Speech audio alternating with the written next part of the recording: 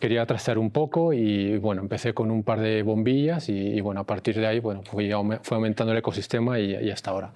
Entonces, antes que nada, bueno, un poco de contexto. ¿Por qué queremos montar domótica? Básicamente queremos montar domótica porque al final nuestras vidas son rutinas y queremos pues eso, automatizar estas rutinas y mejorarlas y bueno, pues dejar de hacer esas rutinas o esas cosas que hacemos manualmente y poder automatizarlas mediante domótica.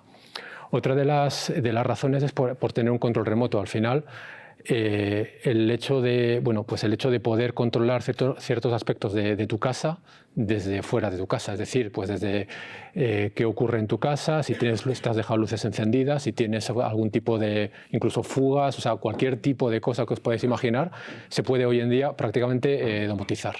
Y un tercer punto sería la recolección y análisis de datos, que esto también, bueno, esto es un poco opcional, pero es muy interesante porque se puede utilizar también para temas, por ejemplo, de eficiencia energética, cuánto estoy gastando, cómo podría optimizar, porque al final de todos estos datos, al final lo que vamos a tener en casa son sensores, todo tipo de dispositivos que al final van a estar generando datos históricos y todo esto pues lo puedes no utilizar, pero lo puedes efectivamente usar para cosas interesantes. Vale, antes que nada, para tener domótica necesitamos un hub domótico al final que lo centralice todo. Y estos hubs domóticos, que al final no deja de ser una pieza de hardware con un software por encima, pues pueden ser, en principio tenemos dos grandes grupos, que son los de tipo cloud, que la ventaja es que no requieren prácticamente mantenimiento y no requieren prácticamente infraestructura.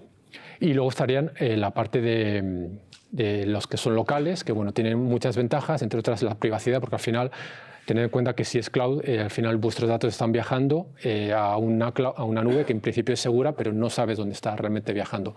Y luego además, al tenerlo en local, pues tienes los cortes de servicio en principio están más controlados y puede funcionar sin internet, y el tema de la latencia también es bastante importante. Al final, si lo tienes todo en local, todo va a funcionar más fluido y no estás dependiendo pues eso, de internet y de cosas externas a tu casa. Vale, entonces, ¿qué opciones hay? Pues las primeras opciones que tenemos, que ya las conoceréis todas, son básicamente Google Home, Alexa, todo este tipo de asistentes de voz que están entre nosotros desde hace unos 10 años. Entonces, esto permite domótica, pero permite domótica limitada, porque más que asistentes de voz, más que hubs domóticos, esto salió como asistentes de voz. Es decir, al final, la forma de interactuar con estos sistemas es a través de voz. Entonces, sí que es verdad que son muy sencillos, son relativamente baratos, son plug and play, es decir, tú lo compras y ya lo tienes en casa funcionando, pero tienen muchas desventajas a nivel de personalización, de protocolos que soportan, las automatizaciones son muy básicas, entonces, bueno, pues ya digo, es bastante limitado. Y luego el tema de la privacidad, que esto funciona todo con Internet, o sea, tú en el momento que se te va a Internet, esto deja de funcionar. Luego habría un segundo grupo que es un poquito más, digamos, mejor, porque te permiten, digamos, es más profesional. Estaría el SmartThings, que es el sistema que tiene Samsung desde hace ya bastantes años. Yo este sistema no lo he usado, lo conozco, pero sí que es verdad que no es muy recomendable porque no soporta no tiene mucho soporte por parte de la industria. Entonces está ahí desde hace muchos años, pero ya digo, no me voy a parar mucho tiempo en ello. Y luego está Homey, que es un sistema muy interesante que yo he descubierto hace poco, tampoco lo he probado, pero sí que es cierto que he visto bastante sobre él, y es muy interesante porque al final te permite en un cacharro que te venden ellos todo en uno, esta empresa, tener prácticamente todo. Tiene muchas ventajas, es un poco caro, pero tiene la facilidad de uso, tiene muchas integraciones, muchos protocolos, entonces ya digo, es un sistema que yo no he probado personalmente, pero desde mi punto de vista es muy interesante. Y por último estaría Home Assistant, que es de lo que más voy a hablar hoy. Home Assistant, desde mi punto de vista, es el que más ventajas tiene. Es local, tiene bastantes integraciones, automatizaciones, personalización, todo lo que ves ahí. El tema de protocolos, soporta un montón de protocolos, una comunidad muy grande, open source. Esto es muy importante. De estos sistemas que ves aquí, el único open source es Home Assistant. Esto tiene una ventaja clara desde mi punto de vista, y es que, por ejemplo, Homey puede funcionar muy bien, pero dependéis de una empresa. Si el día de mañana esa empresa decide empezar a cobrar una suscripción o la empresa quiebra, pues estáis colgados, deja de funcionar todo. Sin embargo, Home Assistant sí que es verdad, hay una empresa desarrolladora detrás, pero el código es open source. Eso quiere decir que el código, la línea principal la lleva esta empresa, pero luego hay muchísimas cosas que al final las hace la comunidad, y si un día pasara algo con esta empresa, siempre se puede hacer un fork y continuar con el proyecto. Entonces, en ese sentido, para mí tiene muchas ventajas. También quería decir que de estas, para mí, lo mejor digo es Home Assistant, pero tenéis que ver lo que es para cada uno. Hay gente que le puede preferir un Homey porque al final yo soy bastante freaky, digamos, y me gusta mucho trastear, y Home Assistant permite eso, permite llegar hasta donde tú quieras. Hay otras opciones que son más sencillas, que igual pues, a otra persona pues, en su día a día le viene mejor. Ya digo que Home Assistant también digo que es muy modular. Se puede utilizar de una forma muy sencilla, muy estándar, pero ya digo, puedes ir metiendo módulos, ampliando protocolos, ampliando un montón de cosas y hacerlo tan grande como tú quieras. Vale. ¿Quién está detrás del proyecto? Como he dicho, hay una empresa que se llama Nabucasa. Esta empresa la montó un tío hace 10 años cuando vio las opciones que había, quería montar también domótica y empezó con este desarrollo. Montó una empresa. Y bueno, pues ahora es una empresa en la cual hay gente, desarrolladores full time desarrollando el proyecto, y luego además hay una serie de supporters. El software es gratuito, pero hay mucha gente que cree en el proyecto. Entonces Nabucasa tiene un programa de suscripciones en el cual tú te puedes suscribir, te da ciertas ventajas y por ello tú pagas. Entonces, digamos, bueno, pues es eso, se nutre un poco de esa comunidad de supporters. Y luego está la comunidad en general.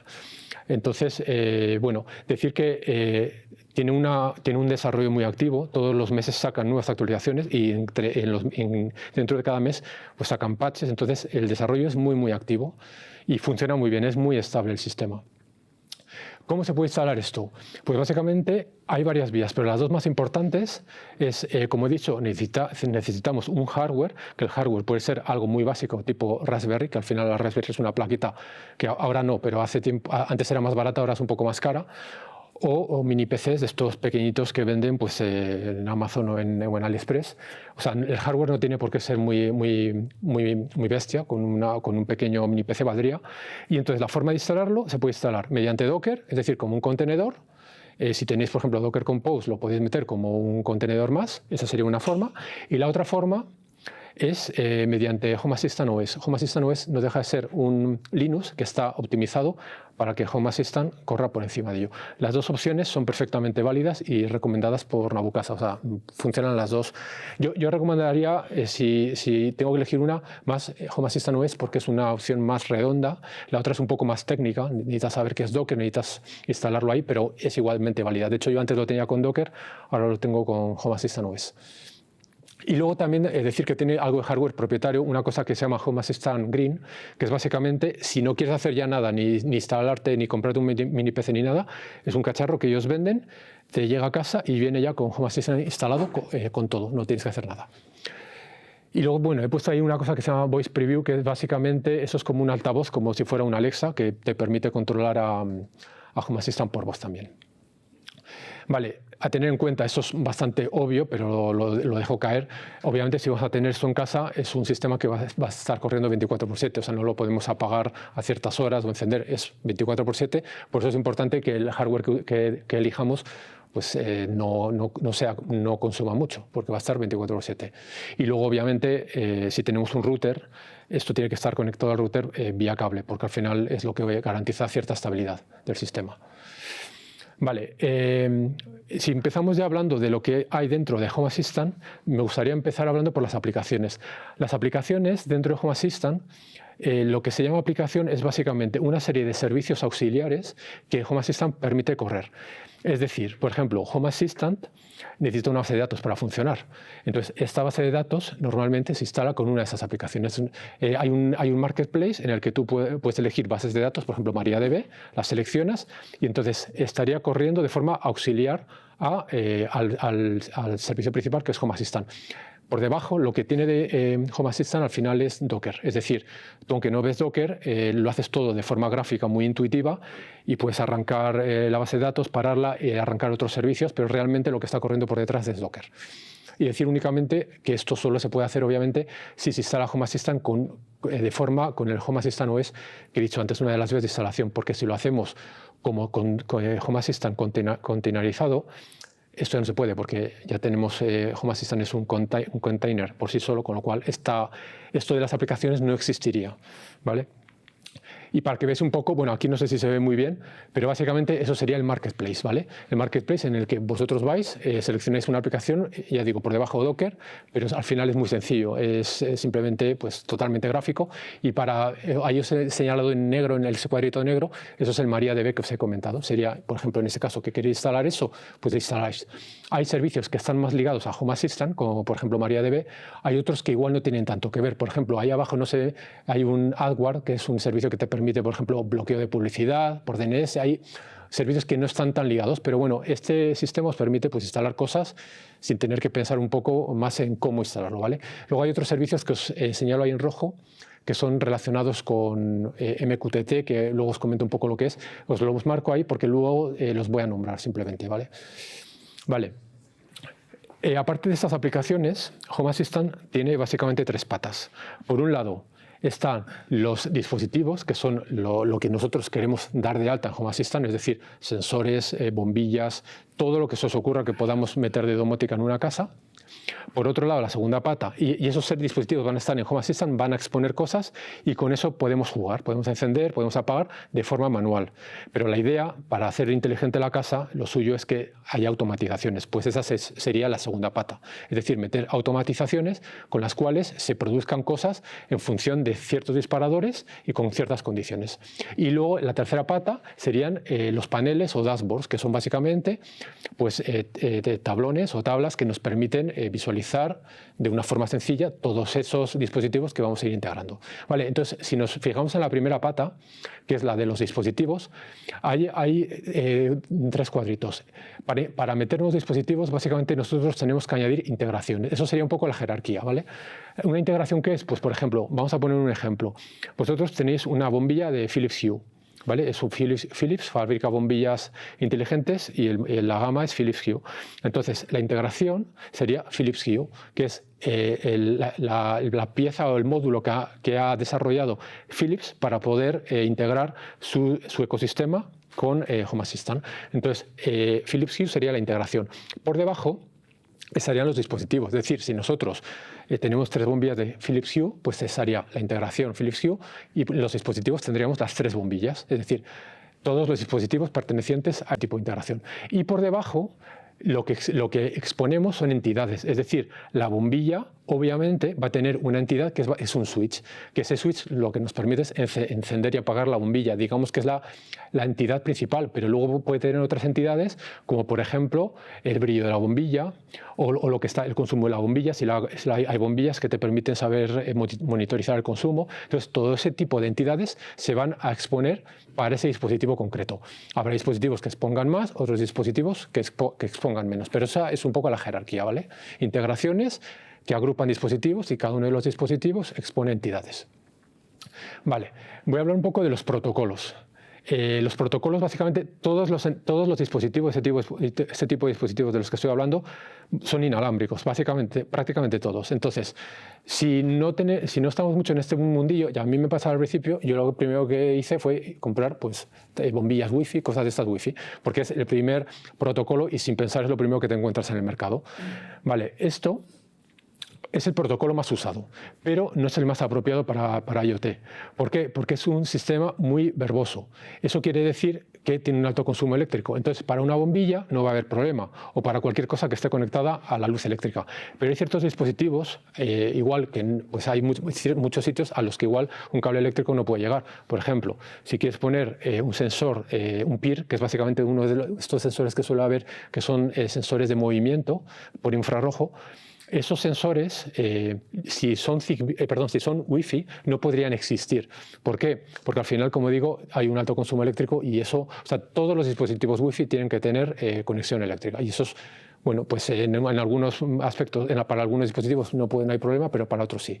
Y luego, aparte de esto, como digo que es muy verboso, una red Wi-Fi está diseñada para tener cierto número de dispositivos, pero tú no puedes meter infinidad. Y cuando digo infinidad, al final pues, puedes tener perfectamente, o sea, bueno, según ya la casa, pero puedes llegar a decenas y decenas y decenas, y entonces que la Wi-Fi al final tiene una topología en estrella, que quiere decir que todos los dispositivos Wi-Fi se conectan a un router o a un punto principal, y eso puede generar problemas de saturación. Entonces, no es muy no, o sea, puede funcionar al principio, pero también hay que ir pensando en otro tipo de protocolos, ¿vale? Para añadir ese tipo de... Nosotros vamos a la tienda, buscamos un dispositivo Wi-Fi, lo encontramos. Lo que hay que tener seguro es que en Home Assistant soporta ese dispositivo. ¿Cómo se busca? Pues vas a la documentación de Home Assistant y buscas una integración para el dispositivo. Puede ser una integración oficial de ese fabricante, o que alguien en la comunidad la haya creado, ¿vale? Vale, aquí tenéis, he creado un pequeño gráfico para que lo veáis. Esa sería la bombillita que tenemos Wi-Fi. ¿Qué ocurre? Esa bombilla se conecta al router, y ese router, luego en Home Assistant, lo que tendríamos que hacer es agregar una integración específica para esa bombilla, y de esa forma ya lo tendríamos metido en Home Assistant. No hay que hacer nada más. También es verdad que es la forma más sencilla a priori. Luego tendríamos otro protocolo. Vale, Zigbee, yo pues también no lo conocía al principio. Es probablemente el protocolo más popular en IoT. Aparte de Wi-Fi, todos los que voy a hablar ahora, Wi-Fi se puede utilizar de forma local o de forma cloud. Es decir, la bombilla esa que hablaba Philips Hue normalmente va por cloud. Es decir, aunque Home Assistant funcione de forma local, esa integración es cloud. Es decir, al final vas a la nube de Philips para conectarte a esa bombilla y hacer que se encienda, se apague o lo que sea. Lo ideal es que sea todo local, pero hay ciertos dispositivos, sobre todo Wi-Fi, como digo, que son cloud y no puedes evitar, pues porque están hechos así, y el fabricante ha decidido no montar algo en local. Pero en el caso de Zigbee es todo local.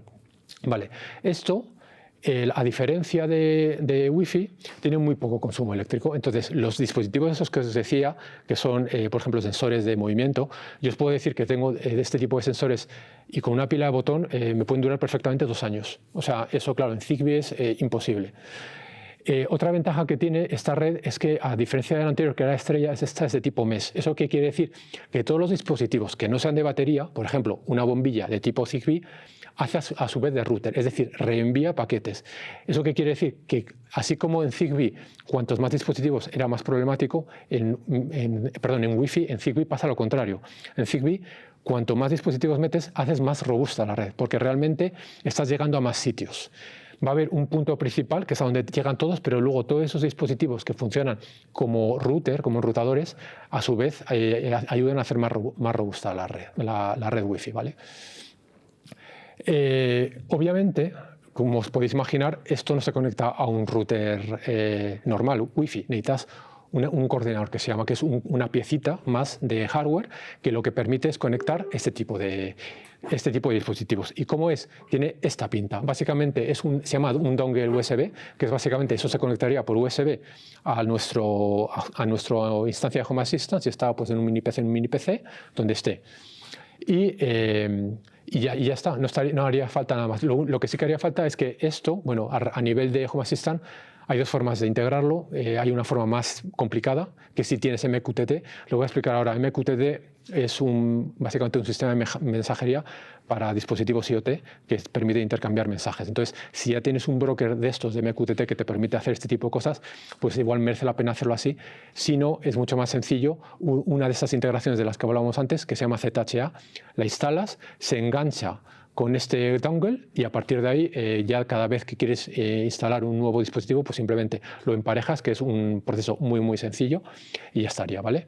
La forma sería, pues tenemos nuestra bombilla Wi-Fi, nuestro dongle, el que acabo de mencionar, y habría dos formas. Esta es la complicada, que necesitas 2 piezas más de software, que es esa de MQTT y Mosquito, y la integración. Yo la que recomiendo es esta, que es básicamente la integración ZHA. ZHA significa Zigbee for Home Assistant, creo. Y ya estaría, no hace falta hacer nada más, ¿vale? Y luego, por último, me gustaría hablar de otro protocolo. Este es el último del que voy a hablar. Este es un protocolo que ha sacado básicamente los grandes fabricantes, es decir, está aceptado por Google, por Apple, por toda esta gente. Entonces, se supone que ese es el protocolo que va a venir a sustituir a todo. Vale, en realidad, cuando lo veáis, se llama Matter sobre Thread. ¿Por qué? Porque son en realidad 2 protocolos. Un protocolo de de red, que es el Thread, que es muy parecido a Zigbee, pero es más moderno, el cual también necesitas un dongle específico para conectar los dispositivos de ese tipo, y luego la parte Matter, que es el protocolo de aplicación. No voy a entrar mucho en detalles técnicos porque tampoco quiero aburriros con eso, con detalles técnicos, pero que sepáis que es lo mismo. Hay que instalar una serie de piezas de software que son básicamente aplicaciones dentro de Home Assistant, pero una vez que las tienes instaladas, que es relativamente sencillo, el proceso, en vez de llamarse emparejamiento, aquí se llama commissioning, y al ser más moderno, pues aquí se hace con un QR, ¿vale? Pero es también bastante sencillo. De hecho, estos serían los tipos de los dongles que son específicos. Pues, por ejemplo, este concreto es muy curioso porque como veis, tiene dos antenas, y lo que permite en ese mismo aparato es tener una red Zigbee en un dongle y una red, en una antenita, y una red Thread en la otra. Con lo cual, este además no se conectaría, como podéis ver, por USB, sino es Ethernet, ¿vale? Entonces, en este caso, tendríamos nuestra bombillita, que es Matter sobre Thread, y pues sería también el dongle. Y estos serían las piecitas de software que os comentaba. OpenThread, que básicamente es un bridge para conectar la red Thread con nuestra red IP, y luego el servidor de Matter, que es básicamente la capa de aplicación que os comentaba y la integración. Ya digo, no voy a entrar mucho, pero que suene, creo que es interesante, porque ya digo, es un protocolo que viene para quedarse. Y luego es muy interesante porque aparte de haber bombillas Matter sobre Thread, también hay bombillas Matter sobre Wi-Fi. Es decir, estas bombillas serían Matter, pero en vez de conectarse al dongle se conectan directamente a nuestro router, porque al final son Wi-Fi normales. Y entonces, bueno, pues que sepáis que existen también. Es interesante porque, si veis, nosotros lo que os comentaba es que para dispositivos Wi-Fi lo que tenemos que ver, si queremos integrarlo con Home Assistant, es, aparte de que sea Wi-Fi, ver que existe una integración para ese dispositivo. Sin embargo, para todos los demás protocolos, que además son locales, eso no es necesario. Si vosotros encontráis una bombilla que es Zigbee, ya sabéis que funciona con Home Assistant. No hay que buscar integraciones, porque todas van a ir por la misma integración, que es ZHA. Y en el caso de Matter igual, van a ir todas por una integración que se llama Matter. Entonces, en ese sentido es mucho más cómodo, ¿vale? Ese cuadrito que os he marcado abajo de Home Assistant apps lo he marcado para que sepáis que eso son aplicaciones de las que hablábamos al principio, que se pueden instalar dentro de Home Assistant, ¿vale? Y luego que sepáis que hay otros protocolos, que no voy a meterme en ellos. Z-Wave es otro protocolo que existe, que es tipo Zigbee. De hecho, yo no tengo nada con ello. Con Bluetooth también es admitido. Y luego, por ejemplo, IR es interesante porque hay muchos aparatos que tenemos en casa que funcionan por infrarrojo. Por ejemplo, hay muchos splits de aire acondicionado que la única interfaz que tienen es por infrarrojo. Pues que sepáis que esos también se pueden integrar. Y luego NFC también hay stickers NFC que los puedes usar pues para realizar automatizaciones. Bueno, hay bastantes cosillas que se pueden hacer. Vale. Esto es el panel de integraciones, para que lo veáis. Es un panel muy parecido al que os he enseñado antes de aplicaciones, pero serían integraciones pues, que yo tengo de todo tipo. Veis que bueno, ahí no se verán muy bien, pero básicamente pues, hay de todo tipo. O sea, hay desde para conectarte a de luces. Esas dos que os he marcado son las de MQTT y la de Matter que os decía. No se ve bien, pero por ejemplo en esa de MQTT veis que hay 30 y pico dispositivos. ¿Por qué? Porque lo que os comentaba, todos los dispositivos que van por Zigbee entran por MQTT, y el resto pues son integraciones pues, que sirven pues una para conectarte con cualquier cosa. También decir que esto de las integraciones sirve para integrar dispositivos físicos o servicios. Es decir, imaginaos que yo quiero integrar Google Calendar con mi Home Assistant, o quiero conectarme a Google Gemini o cualquier cosa. Pues eso se puede hacer mediante integraciones. Lo que pasa es que en vez de exponer al final o tener dispositivos físicos dentro de ello, tendríamos servicios. Vale, y esto es un panel de dispositivo. Aquí es lo que os comentaba antes. Esto, por ejemplo, que no sé si se verá bien, es básicamente un dispositivo que en este caso es un purificador de aire. Entonces, bueno, pues ahí la entidad principal que se expone es la que aparece arriba, que es básicamente si lo quieres encender o lo quieres apagar. Y luego hay una serie de sensores pues de la calidad del aire, básicamente, e incluso de a qué velocidad está funcionando el ventilador, un montón de cosas, ¿vale? Vale, y luego la segunda pata, aparte, una vez que tenemos estos dispositivos, vale, ya los tenemos, están integrados, ¿cómo los hacemos inteligentes? ¿Cómo hacemos la casa inteligente? Pues eso vendría por la parte de automatizaciones. Vale. El tema de automatizaciones, esto es muy particular de cada uno. Es decir, yo os puedo hablar de automatizaciones que yo tengo, pero esto, como os decía al principio, depende mucho de las rutinas que tenga cada uno en su casa, ¿vale? Van a estar basadas en lo básico, en un disparador, que es básicamente lo que ejecuta la automatización, una condición que hace que la automatización continúe o no, y una acción. Va a haber una serie de bloques que se pueden añadir como condicionales, bucles, pausas. El motor de automatizaciones en Home Assistant es muy, muy potente, o sea, se puede hacer prácticamente todo, y lo que no se puede hacer, incluso hay una cosa que se llaman templates que permite hacer cosas más personalizadas que no se pueden hacer con los bloques estándar, ¿vale? Pero ya digo, en general, creo que las templates prácticamente no las uso y casi todo se puede hacer con este tipo de bloques, ¿vale? Y luego también, pues ya que estamos en esta parte de automatizaciones, me gustaría dar algún consejo sobre esto, ¿vale? Hay gente que se pone a crear automatizaciones como si no hubiera mañana. Con esto, al final las automatizaciones, como digo, están basadas en rutinas. Es bueno ir poco a poco, ir probando, empezar con una automatización, ir modificándola, porque muchas veces hay mucha casuística dentro de tu casa que no tienes en cuenta y que pueden hacer que si tienes muchas automatizaciones descontroladas y no están bien probadas, puede hacer que tu casa sea una locura, ¿vale? Luego, otra cosa muy importante, y esto también aplica para automatizaciones y para dispositivos, es la organización. Es muy importante tenerlo todo bien organizadito porque al final acabas con, ya digo, hay gente que tiene cientos de dispositivos y el hecho de tenerlo bien organizado es importante. Home Assistant ayuda, tiene ciertas herramientas para esto, creando tags y cosas así, para todo este tipo de cosas, pero es muy importante tenerlo en cuenta. También el tema de áreas, existen áreas pues por estancias y cosas así que la verdad es que hacen pues eso, que las cosas estén más organizaditas, pero es una cosa importante. Luego otra cosa muy importante son los scripts. Hay muchos, una vez que os ponéis a hacer automatizaciones, os vais a dar cuenta que hay muchos bloques de automatizaciones que los estáis duplicando.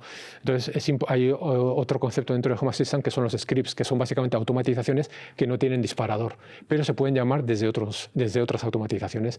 Entonces, esto lo que te permite al final es hacer, digamos, comportamientos genéricos. Y eso es muy importante porque si un día tenéis que modificar uno de estos comportamientos, es más fácil hacerlo si lo tenéis en un script genérico que si lo tenéis eso por 10 en 10 automatizaciones. Entonces eso, sobre todo cuando empiezan a crecer, es importante. Luego el tema de los circuit breakers también es importante. Esto es, por ejemplo, yo también me di cuenta que, vale, yo tengo en mi casa automatizaciones, pero ¿qué pasa si viene un amigo a mi casa o viene alguien de mi familia? Pues todo se lía, porque al final todas mis rutinas se van al traste durante esos días y es una locura. Entonces, los circuit breakers lo que te permiten es parar esas automatizaciones de forma temporal mediante switches, de tal manera que puedas detener las automatizaciones y que tu casa funcione de forma manual hasta que tú quieras. Entonces eso también es una cosa que para mí es importante. Y luego, por último, que también es bastante importante, es si se empiezan a meter luces y todo esto, que exista la posibilidad de control manual. Es decir, si un día se va la domótica, que tú le puedas dar al interruptor y la luz se encienda, porque si no, pues también puede ser una locura importante. Vale, esto es un ejemplo de automatización muy, muy sencillo. Por ejemplo, un caso de uso. Yo tengo una impresora 3D y yo lanzaba pues, impresiones y muchas veces las lanzaba a media tarde y acababan a las 5 de la mañana.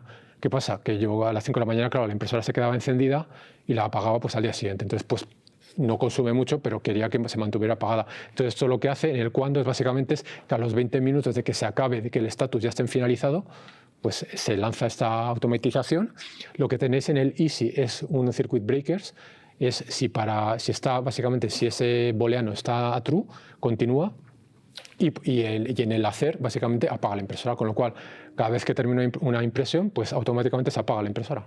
Es muy sencillo, pero vamos, es básicamente, y ya digo, esta es pues eso, simple, muy simple, pero se pueden hacer un montón de cosas y hacerlo todo lo complejo que queráis. De hecho, aquí hay algún ejemplo. El control de luces sería lo más obvio. Se pueden crear alarmas con todo tipo de sensores de movimiento. Hay sensores para ventanas, para detectar si una ventana está abierta, sensores de puertas. Ahora está bastante de moda también el tema de las cerraduras electrónicas. Los teléfonos van traqueados, es decir, los teléfonos pueden mandar información de localización básicamente a Home Assistant. Y igualmente se pueden mandar pues, otro tipo de apartados, pues por ejemplo, si el modo no molesten, de tal manera que cuando, por ejemplo, es una tontería, pero en vez de poner que a partir de las 12 de la noche se ponga no molesten y a las 10 de la mañana se quite, pues puedes incluso meter una automatización para que cuando te vayas a la cama automáticamente se ponga no molesten. Este tipo de cosas que parecen tonterías, pero que bueno, al final, ya digo, depende de cada uno. Los modos también son muy importantes, por ejemplo, un modo noche, que se puede activar por la noche de tal manera que si sales por la noche a lo que sea por casa, pues las luces estén más tenues, o sea, hay un montón de... Al final esto es muy creativo, puedes hacerlo un poco, pues no hay límites. El tema de la climatización, para controlar el tema de las... por ejemplo, hay válvulas electrónicas que se conectan a los radiadores y puedes controlar por radiadores, puedes controlar aire acondicionado, un montón de cosas. Las placas solares y los coches eléctricos para el tema de pues, si estás revirtiendo energía a la red, todo este tipo de cosas. Yo, por ejemplo, tengo un notificador que lo que hace es una de estas piezas genéricas que os comentaba, que es un notificador que lo utilizo en varias automatizaciones, que me permite darle una entrada, que es básicamente un mensaje, e indicarle el canal por el que quiero que me saque ese mensaje, que puede ser Alexa, Google, porque a su vez Alexa y Google yo los podéis configurar para que sean como altavoces. Entonces yo puedo lanzar pues, mensajes por Alexa, mensajes por Google, notificaciones push a un teléfono, por Telegram, hay integraciones para todo. Lo del teléfono móvil que comentaba, el modo no molesten, o incluso se pueden luego configurar alertas, pues por ejemplo si yo qué sé, si un sensor ha dejado de enviar datos, pues también se pueden hacer este tipo de cosillas.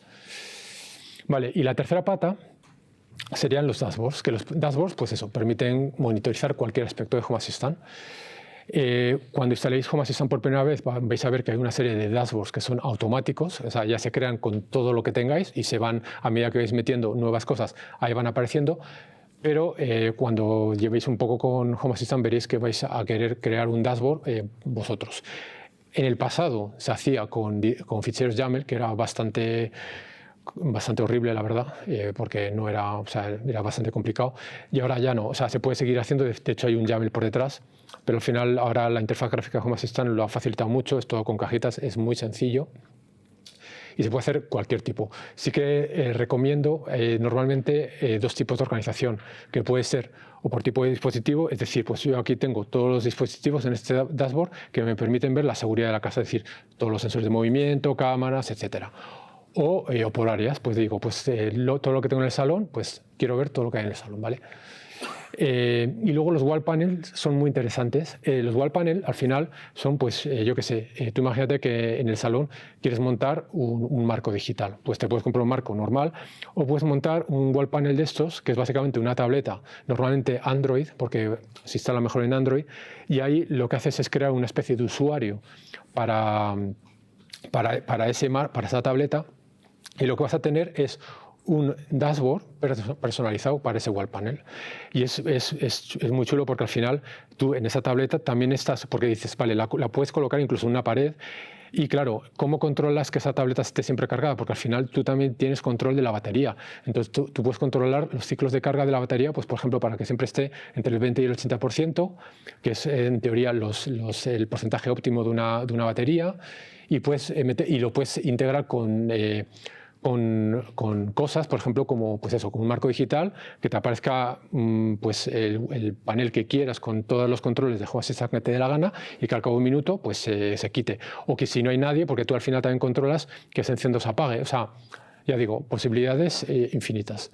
Y bueno, aquí os quería mostrar algún dashboard que, por ejemplo, este es el dashboard principal de la izquierda, que veréis que en la parte de arriba pues hay elementos relacionados con seguridad, con energía, con sistema. De hecho, la parte de energía es la de la derecha, que puedes meter gráficas de todo tipo, y luego pues por estancias, que sería pues eso, pues para meter pues por salón, recibidor. Luego arriba pues puedes meter alertas, como tengo también, si hay algún dispositivo que funciona a batería que se esté quedando sin batería o con batería baja. Entonces, bueno, ya digo, esto es pues lo que queréis montar. Y luego también, esto ya es una foto, esto es un wall panel que decía, esto lo tengo en mi espacio de trabajo y para que os fijéis, lo tengo integrado con la integración de Google Calendar y tengo a la izquierda, pues para tenerlo más a mano, todas las reuniones o todo lo que vaya teniendo y me va apareciendo ahí de qué calendario viene. Bueno, ahí no se ve, pero cuando abro Spotify también tiene integración. O sea, quiero decir que al final podéis meter lo que os dé la real gana. Vale, y ya por último quería hablar un poco de la parte de la IA. ¿Dónde queda? Pues básicamente el tema de la IA, Home Assistant también tiene un enfoque bastante ad hoc, puedes hacer un poco lo que te dé la gana. Básicamente para interactuar con IA hay 3 pasos. Primero tiene que haber tienes que tener una pieza que es el que pasa tu voz a texto. Luego tienes que integrarlo con un modelo y luego otra pieza que traduce ese texto a voz. ¿Vale? Esto Home Assistant permite lo que te dé la gana. O sea, lo puedes hacer de forma cloud completamente, es decir, metiendo una integración pues, con OpenAI o con la que quieras, metiendo tu API Key y que lo que es el modelo, se utiliza un modelo en cloud, entonces al final lo que está haciendo es meter un contexto, el típico prompt de contexto de tú eres un asistente, le pasa a todas las entidades que tú quieras que están expuestas y entonces pues la IA actúa en consecuencia y entonces le devuelve la llamada a Home Assistant y bueno, pues hace lo que tenga que hacer. O puedes optar por modelos locales con Oyama o con algún tipo de sistema así local, eso ya cada uno como lo que quiera.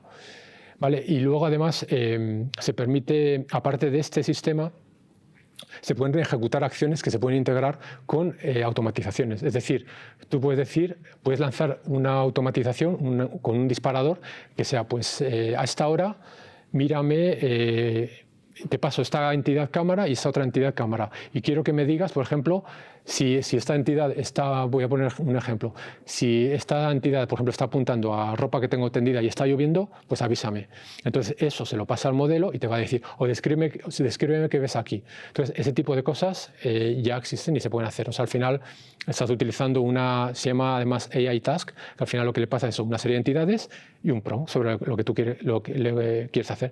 Luego además la respuesta te la puede dar, lo normal es en lenguaje natural para, por ejemplo, pasártelo a un dispositivo que lo puedas ver en lenguaje natural, por ejemplo, envía notificación push, o le puedes pedir que te lo devuelva pues, en un formato predefinido tipo JSON o lo que quieras, para utilizarlo, pues, por ejemplo, como salida para indicar, pues, crear una entidad de tipo booleano, que sea true si pasa esto, si sea false, que sea, o sea, al final, pues ya digo, puedes hacer un poco lo que te dé la gana. ¿Vale? Vale, y lo que está por venir, yo ahora, por ejemplo, lo que he hecho en falta, que pasa también un poco o sea, la parte esta conversacional sí que es verdad que es un poco más lista que, por ejemplo, que los sistemas de Google y Alexa, porque al final yo con Google y Alexa le tienes que dar comandos muy concretos. Sin embargo, aquí no, porque al final aquí estás utilizando realmente modelos tipo Gemini, que son más inteligentes, y entonces ya no es necesario que le digas enciéndeme la luz, o le puedes incluso decir, pues estoy estoy triste o necesito un ambiente caribeño y entonces la IA te va a poner una iluminación de esa forma o lo que él va a interpretar. Ese tipo de cosas obviamente Google Home y Alexa no te lo dan de momento. Y luego sí que es verdad que las interacciones no son conversacionales, es decir, ahora mismo no recuerda lo que le has dicho en la interacción anterior, no tiene ese tipo de contexto. Entonces, lo que está por venir es un poco eso. Se va también a pasar de un sistema más reactivo, que es básicamente tú le pides cosas y él te contesta, a uno proactivo, es decir, que incluso pueda, en función de ciertas condiciones, pueda intervenir y preguntarte cosas en ciertos momentos del día. Y luego las automatizaciones también se están pasando a un sistema más inteligente y por propósito. Es decir, no es, venga, pues este disparador hace esto, sino realmente qué quieres que haga la automatización, no tanto ir a irte a una entidad concreta. ¿Vale? ¿Vale? Y eso es todo. Simplemente como pues eso, conclusión final, aquí os he contado muchas cosas. Home Assistant tiene muchas posibilidades, hay muchos protocolos, es muy modular. Pero si, por ejemplo, depende también el background de cada uno, pero si queréis empezar, No tenéis que instalar Zigbee, Thread y todas estas historias. O sea, se puede empezar con una cosa muy básica, por ejemplo, ya digo, como empecé yo, de hecho, ir poco a poco, porque al final eso que os he contado es un poco el fruto de los 6 o 8 años que llevo yo, y para que veáis un poco el contexto de hasta dónde puede llegar y mucho más que no da tiempo en estos minutos. Pero bueno, creo que, ya digo, es muy, muy interesante y bueno, que si tenéis un rato y un poco de curiosidad con esto, le podéis echar un ojo. Y nada, muchas gracias.